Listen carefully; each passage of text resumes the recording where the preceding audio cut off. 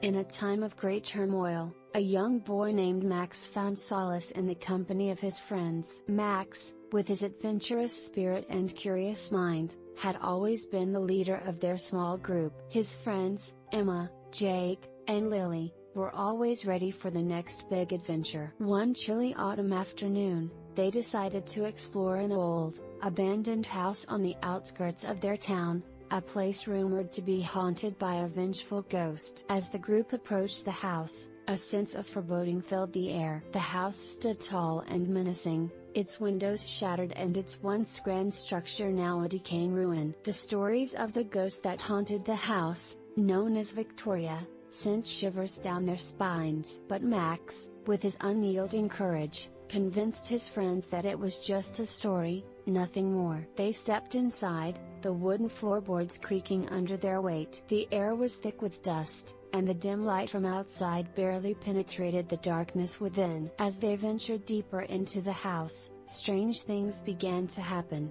Doors creaked open on their own, and the temperature seemed to drop suddenly. The group stumbled upon an old, tattered journal lying on a table in what seemed to be the living room. Max picked it up and began to read aloud. The journal belonged to a girl named Victoria, who had lived in the house many years ago. According to the entries, Victoria had been wronged by the townspeople and had vowed to take her revenge even after death. As Max read the final entry, a cold wind swept through the room, extinguishing the candles they had lit. The atmosphere grew tense, and the friends could feel an unseen presence watching them. Suddenly, a loud bang echoed through the house, and the friends huddled together in fear. Max tried to stay calm and suggested they leave, but as they turned to go, the front door slammed shut with a force that shook the entire house. Panic set in as they realized they were trapped.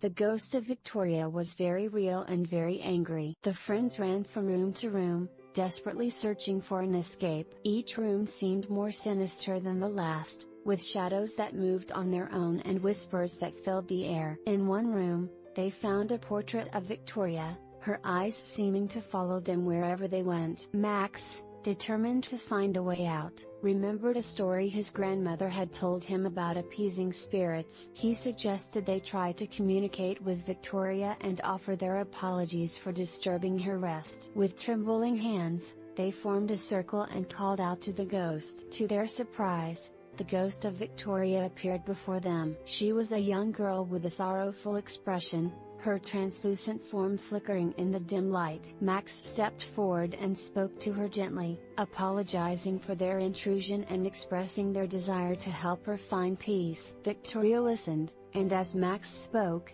her anger seemed to fade.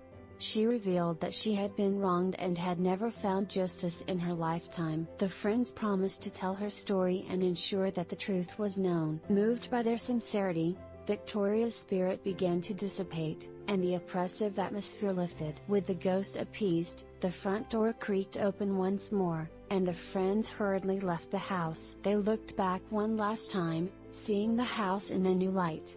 It was no longer a place of fear but a monument to a girl who had finally found peace. From that day on, Max and his friends made sure to share Victoria's story, ensuring that she would never be forgotten. The town, too, began to change, acknowledging the wrongs of the past and striving to be better. And as for Max and his friends, they had learned a valuable lesson about bravery, empathy, and the importance of remembering those who came before them.